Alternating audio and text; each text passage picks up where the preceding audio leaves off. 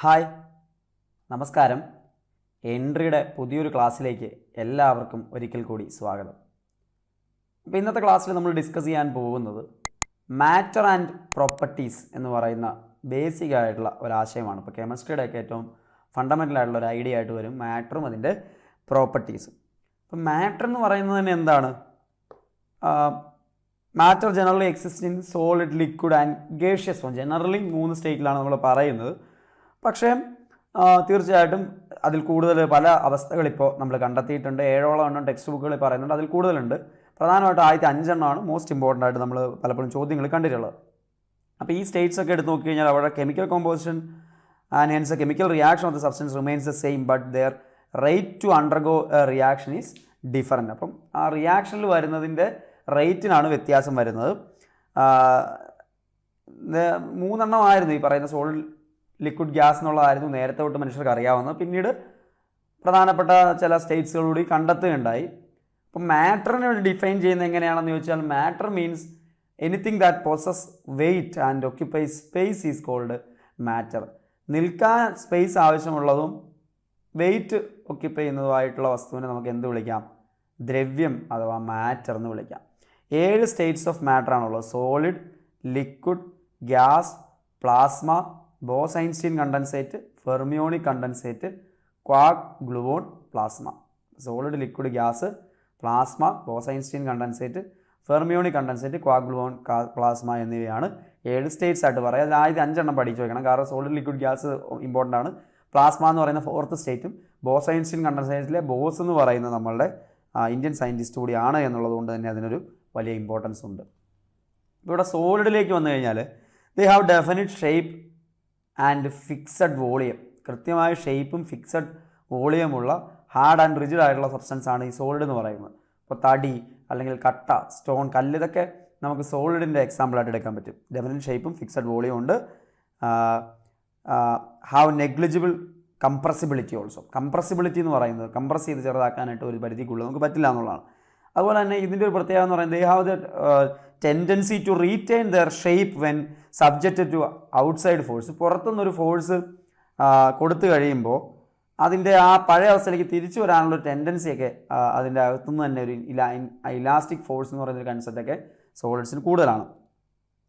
They are rigid on applying force they may break but it is difficult to change their shape. ഇപ്പം ഭയങ്കര റിജിഡാണ്. Rigid എന്ന് പറഞ്ഞാൽ എന്താണ്?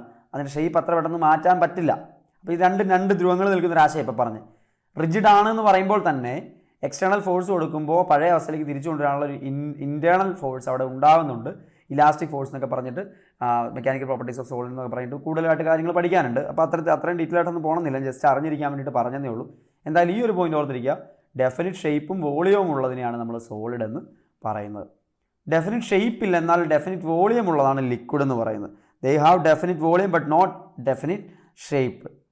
So ഏത് കണ്ടെയ്നറിലാണോ ഉൾക്കൊള്ളുന്നത് അതിൻ്റെ ഷേപ്പ് എടുക്കാനായിട്ടുള്ളൊരു രീതിയാണ് അതിനുള്ളത്. വാട്ടർ, മിൽക്ക്, ഓയിൽ, ആൽക്കഹോളൊക്കെ അത്തരത്തിൽ ലിക്വിഡിന് ഉദാഹരണമാണ്. Liquids have the tendency to flow and takes the shape of container in which it occupies. So they are not rigid and considered as fluids. ഫ്ലൂയിഡിനകത്ത് വരുന്ന ഒരെണ്ണമാണ് ലിക്വിഡ് എന്ന് പറയുന്നത്. ഫ്ലോ ചെയ്യാൻ കഴിയുന്നതിന് ഫ്ലൂയിഡ് എന്ന് പറയാം, ദ്രവങ്ങളെന്ന് പറയും. ഫ്ലൂയിഡിനകത്ത് നമ്മുടെ വാട്ടറും എയറും ഒക്കെ ഫ്ലൂയിഡിനകത്ത് വരുന്നതാണ്. ഗേഷ്യസ് സ്റ്റേറ്റിലുള്ളതും ഫ്ലൂയിഡിനകത്ത് വരുന്നതാണ് എന്നോർത്തിരിക്കുക. ഇനി ഗേഷ്യസ് സ്റ്റേറ്റിലേക്ക് വന്നു കഴിഞ്ഞാൽ ഷേപ്പും ഇല്ല, വോളിയവും ഇല്ല. ലാർജ് എക്സ്റ്റെൻറ്റ് വരെ കംപ്രസ് ചെയ്യാനായിട്ട് സാധിക്കും എന്നുള്ളതാണ്. ഏത് കണ്ടെയ്നറിലാണോ ഉള്ളത് അതിൻ്റെ ഷേപ്പ് എടുക്കാനായിട്ട് സാധിക്കും എന്നുള്ളതാണ്. എയർ, ഓക്സിജൻ, കാർബൺ ഡൈ ഓക്സൈഡൊക്കെ അത്തരത്തിലുള്ള ഗ്യാസിന് എക്സാമ്പിളായിട്ട് പറയാനായിട്ട് സാധിക്കും. ഡെഫിനിറ്റ് വോളിയം ഇല്ല, ഡെഫിനിറ്റ് ഷേപ്പും ഇല്ല. റാൻഡം മോഷനിലുള്ള മോളിക്യൂൾസാണ് അതിനകത്തുള്ളത്. സോ അത് ഓർത്തിരിക്കുക. ഇത്തരത്തിലുള്ള ജനറൽ ആയിട്ടുള്ള കാര്യങ്ങളാണ് ഈ 3 എണ്ണത്തെ സംബന്ധിച്ച് നമുക്ക് പ്രധാനമായിട്ടും അറിഞ്ഞിരിക്കേണ്ടത്. ഇനി പ്ലാസ്മയിലേക്ക് വന്നു കഴിയുമ്പോൾ പ്ലാസ്മ എന്ന് പറയുന്ന 4th സ്റ്റേറ്റ് ഓഫ് മാറ്ററാണ്. ഇവിടെ മോസ്റ്റ് അബണ്ടൻറ്റ് സ്റ്റേറ്റ് ഓഫ് മാറ്ററാണ്. യൂണിവേഴ്സിൽ ഏറ്റവും കൂടുതൽ കാണപ്പെടുന്നത് പ്ലാസ്മ സ്റ്റേറ്റ് ആണ് എന്നുള്ളത് ഓർത്തിരിക്കുക. സണ്ണിലും സ്റ്റാർസിലും മാറ്റർ കാണപ്പെടുന്നത് പ്ലാസ്മ സ്റ്റേറ്റിലാണ്. Super energetic and super excited particles plasma സ്റ്റേറ്റിൽ ഉള്ള പാർട്ടിക്കിൾസിൻ്റെ പ്രത്യേകതയാണ്. അയണൈസ്ഡ് ഗ്യാസിൻ്റെ രീതിയിലാണ് ഇത് കാണപ്പെടുന്നത്. അപ്പം 4th സ്റ്റേറ്റ് ആണ്. Their states that consist of super energetic and super excited particles. These particle are in the form of ionized gases. So important ആയിട്ട് ഓർത്തിരിക്കേണ്ട പോയിൻറ്റ്സ് ഇതൊക്കെ തന്നെയാണ്. Plasma glows with a special colour depending on the nature of the gas. It occurs a high temperature.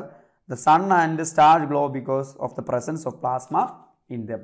Extra point ആയിട്ട് ഞാൻ just പറഞ്ഞു എന്ന് മാത്രം. അപ്പോൾ വെരി ഹൈ ടെമ്പറേച്ചറിൽ ഏതാണ്ട് 5530 ഡിഗ്രി സെൽഷ്യസ് വരെയൊക്കെയുള്ള ടെമ്പറേച്ചർ സ്റ്റേറ്റിലൊക്കെയാണ് പ്ലാസ്മ സ്റ്റേറ്റ് എന്ന് പറയുന്ന അവസ്ഥ കാണപ്പെടുന്നത്. ഹൈലി എനർജറ്റിക് ആയുള്ള ഹൈലി എക്സൈറ്റഡ് ആയുള്ള ഇലക്ട്രിക്കലി ചാർജ് ആയിട്ടുള്ള പാർട്ടിക്കിൾസ് ആണ് എനർജി ഈ പ്ലാസ്മ സ്റ്റേറ്റിൽ കാണപ്പെടുന്നത്. അടുത്ത ബോസ്-ഐൻസ്റ്റീൻ കണ്ടൻസേറ്റ് ആണ്. 5th സ്റ്റേറ്റ് ആണ്. 1920 എസ് എൻ ബോസ് ഈ ഒരു 5ാമത്തെ സ്റ്റേറ്റിനെ കുറിച്ച് സ്റ്റാറ്റിക്കൽ കാൽക്കുലേഷനിലൂടെ പറയുകയുണ്ടായി. ഇന്ത്യൻ സയൻറ്റിസ്റ്റ് ആണ്. സോ അതിനുശേഷം ഐൻസ്റ്റീനും ബോസിൻ്റെയും പേരിലാണ് ബോസ്-ഐൻസ്റ്റീൻ കണ്ടൻസേറ്റ് എന്നുള്ള പേരിൽ അറിയപ്പെടുന്നു. This is obtained by super cooling of gas at an extremely low density to low temperature. So 5th state ആണ് ബോസ്-ഐൻസ്റ്റീൻ കണ്ടൻസേറ്റ് എന്ന് പറയുന്നത്. So formed by the cooling of a gas of extremely low density about 100,000 of density of normal air to super low temperature. Extremely low ഡെൻസിറ്റിയിലും low ടെമ്പറേച്ചറിലും ഇതിനെ cool ചെയ്തെടുക്കുമ്പോഴാണ് നമുക്ക് Bose-Einstein condensate ആ സ്റ്റേറ്റിലേക്ക് കൊണ്ടുവരാൻ പറ്റുക. ഞാൻ നോക്കിയേ, സോളിഡിനെ ഉരുക്കി ലിക്വിഫിക്കേഷനിലൂടെ ലിക്വിഡ് ആക്കാൻ പറ്റും. ദെൻ വേപ്പറൈസേഷനിലൂടെ ഗ്യാസ് ആക്കാൻ സാധിക്കും. അവിടെ കറക്റ്റ് ആ വേർഡ്സ് ശ്രദ്ധിക്കണം. സോളിഡിനെ ലിക്വിഫിക്കേഷനിലൂടെ ലിക്വിഡ് ആക്കുന്നു, മെൽറ്റിംഗ് എന്ന് പറയാം. അതുപോലെ തന്നെ ലിക്വിഡ് വേപ്പറൈസ് ചെയ്ത് ഗ്യാസായി മാറുന്നു.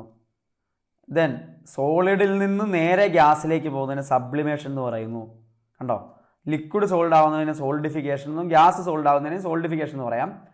ഗ്യാസ് ലിക്വിഡ് ആവുന്നതിന് കണ്ടൻസേഷൻ എന്ന് പറയാം. നമ്മുടെ മഴവെള്ളമൊക്കെ ഉണ്ടാകുന്ന കണ്ടൻസേഷൻ വഴിയാണ്. അപ്പോൾ ആ ടേമുകളെല്ലാം ഒന്ന് ഓർത്തിരിക്കുക. Liquefaction, vaporisation, solidification, condensation, sublimation ഒക്കെ.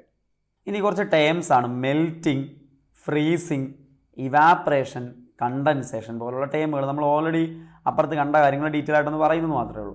സോളിഡിനെ ലിക്വിഡ് ആക്കുന്നു ചൂടാക്കുന്നതിലൂടെ, അതാണ് മെൽറ്റിംഗ് എന്ന് പറയുന്നത്. Conversion of solid into liquid. ഒരു ഐസ് ഉരുക്കി വെള്ളമാവുന്നു, മെൽറ്റിംഗാണ്. ഫ്രീസിങ്, ലിക്വിഡിനെ സോളിഡാക്കി കൂൾ ചെയ്യിച്ച് സോളിഡാക്കുന്നതാണ് ഫ്രീസിങ് എന്ന് പറയുന്നത്. വെള്ളത്തെ ഐസാക്കുന്നു. ഇവാപ്രേഷൻ, ലിക്വിഡിനെ ഗേഷ്യസ് സ്റ്റേറ്റിലേക്ക് മാറ്റുന്നതാണ് ഇവാപ്രേഷൻ. കണ്ടൻസേഷൻ, ഗേഷ്യസ് സ്റ്റേറ്റിൽ ലിക്വിഡ് സ്റ്റേറ്റിലോട്ട് കൊണ്ടുവരുന്നതാണ് കണ്ടൻസേഷൻ എന്ന് പറയുന്നത്. ഇത് മെൽറ്റിംഗ്, ഫ്രീസിങ്, ഇവാപ്രേഷൻ, കണ്ടൻസേഷൻ ഓർത്തിരിക്കുക. സബ്ലിമേഷൻ എന്ന് പറയുന്നത് ഒരു സബ്സ്റ്റൻസ് ഡയറക്റ്റ്ലി സോളിഡ് സ്റ്റേറ്റിൽ നിന്ന് ഗേഷ്യസ് സ്റ്റേറ്റിലോട്ട് മാറുകയാണ് ലിക്വിഡ് സ്റ്റേറ്റിൽ പോവാതെങ്കിൽ അതിന് സബ്ലിമേഷൻ എന്ന് പറയാം. നമ്മുടെ കർപ്പൂരം, നാഫ്തലിൻ, അയഡിൻ, അമോണിയം ക്ലോറൈഡ് ഒക്കെ ഇത്തരത്തിൽ സബ്ലിമേഷൻ വിധേയമാവുന്നത് ഉദാഹരണമാണ്. Deposition, conversion of gaseous state into solid state ആണ് ഡെപ്പോസിഷൻ എന്ന് പറയുന്നത്. ഗേഷ്യസ് സ്റ്റേറ്റിനെ സോളിഡ് സ്റ്റേറ്റ് ആക്കുന്നതാണ് ഡെപ്പോസിഷൻ എന്ന് പറയുന്നത്. ബോയിലിംഗ് പോയിൻ്റ്, അടുത്ത് the temperature at which liquid converts into vapour is called boiling point. അപ്പോൾ ലിക്വിഡ് നോക്കൂ, ലിക്വിഡ് വേപ്പറിലേക്ക് മാറുന്ന ടെമ്പറേച്ചറാണ് ബോയിലിംഗ് പോയിൻ്റ്. ഹൈ ആൾട്ടിറ്റ്യൂഡിൽ ബോയിലിംഗ് പോയിൻ്റ് കുറയും.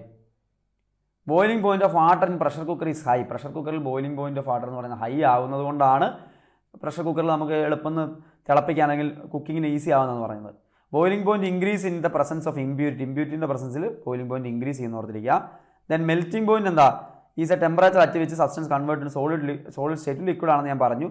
ഐസിൻ്റെ മെൽറ്റിംഗ് പോയിൻ്റ് 0 ഡിഗ്രി സെൽഷ്യസ് ആണ്. ഇമ്പ്യൂരിറ്റിയുടെ പ്രസൻസിൽ മെൽറ്റിംഗ് പോയിൻ്റ് ഡിക്രീസ് ചെയ്യും എന്ന് ഓർത്തിരിക്കുക. ഫ്രീസിംഗ് പോയിന്റ് എന്ന് പറയുന്ന temperature at which liquid become solid at normal atmosphere pressure എന്ന് പറയും. നോർമൽ അറ്റ്മോസ്ഫിയർ പ്രഷറിൽ ലിക്വിഡ് സോളിഡ് ആകുന്നതിന് നമുക്ക് ഫ്രീസിംഗ് പോയിന്റ് എന്ന് പറയാം. ആ പർട്ടിക്കുലർ ടെമ്പറേച്ചർ വാല്യൂവിനാണ് ഈ പോയിന്റ് വെച്ചിട്ട് പറയുന്നത് കേട്ടോ. Most abundant state of matter in the universe, നമ്മളിപ്പോൾ പഠിച്ച കാര്യങ്ങൾ ക്വസ്റ്റ്യൻ ആയിട്ട് കാണിച്ചിരിക്കുക. Plasma, liquid, solid, gas. ഏതാണ്? ഓപ്ഷൻ എ പ്ലാസ്മയാണെന്ന് കണ്ടു. The state in which matter is located in the sun and stars. സണ്ണിലും സ്റ്റാർസിലും മാറ്റർ ലൊക്കേറ്റ് ചെയ്തിരിക്കുന്നത് ഏത് സ്റ്റേറ്റിലാണ്? പ്ലാസ്മ സ്റ്റേറ്റിലാണ്. അപ്പോൾ ഇതെല്ലാം ചോദ്യമായിട്ട് ചോദിക്കാൻ സാധ്യതയുള്ളതാണ്. അടുത്ത കെമിക്കൽ ക്ലാസിഫിക്കേഷൻ എന്ന് പറയുന്ന ഒരു ഐഡിയ ആണ്.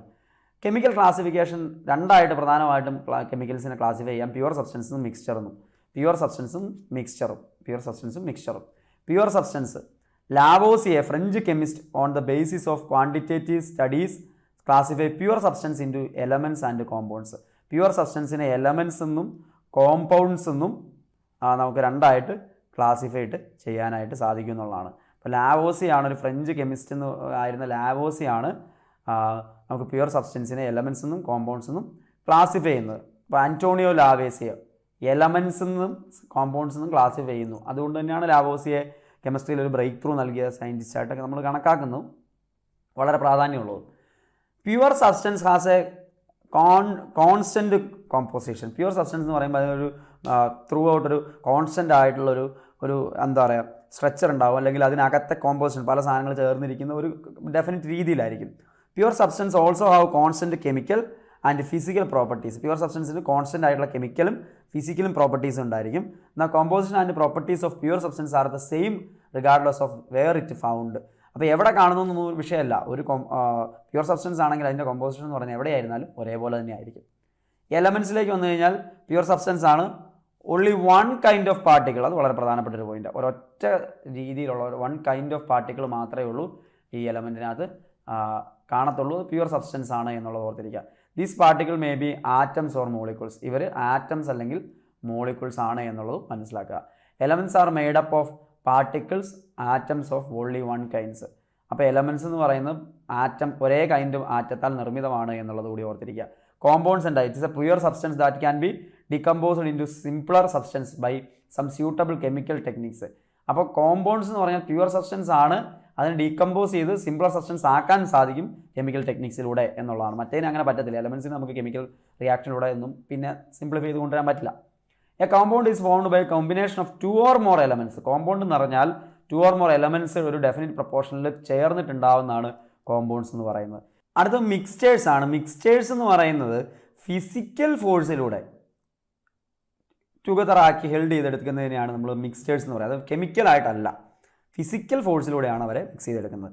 This statement means the individual molecule stay near each other but their fundamental chemical structure does not change as they do not undergoes chemical combination. Chemical കോമ്പിനേഷനിലൂടെ ചേരാത്തതുകൊണ്ട് അതിൻ്റെ ഫണ്ടമെൻ്റൽ സ്ട്രക്ചറിന് മാറ്റം ഉണ്ടാകുന്നില്ല. എന്നാൽ അവരെല്ലാം കൂടി മിക്സ് ചെയ്ത് ഫോഴ്സ് കൊടുത്ത് മിക്സ് ചെയ്ത് എടുത്തിരിക്കുകയാണ്.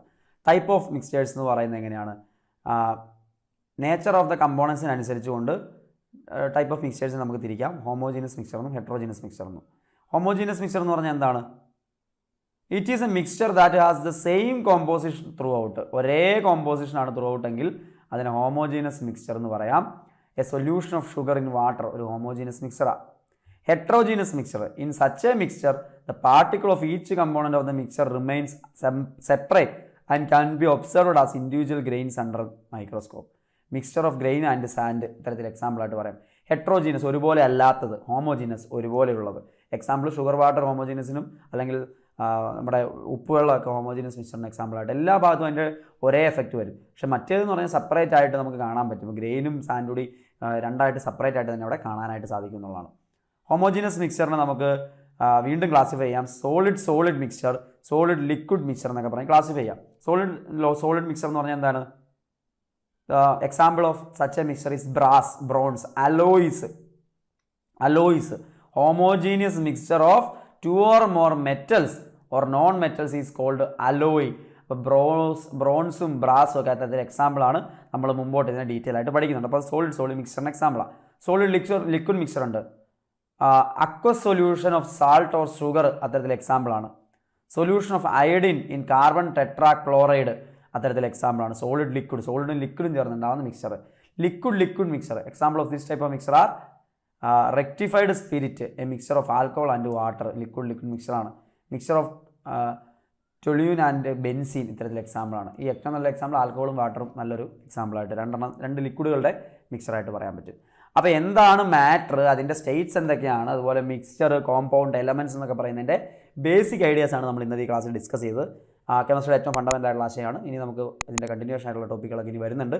അപ്പോൾ മറ്റൊരു ടോപ്പിക്കായിട്ട് അടുത്ത ക്ലാസ്സിൽ കാണാം. ഈ ഒരു വീഡിയോ നിങ്ങൾക്ക് യൂസ്ഫുൾ ആയെന്ന് പ്രതീക്ഷിക്കുകയാണ്. വീണ്ടും കാണാം. എല്ലാവർക്കും നന്ദി.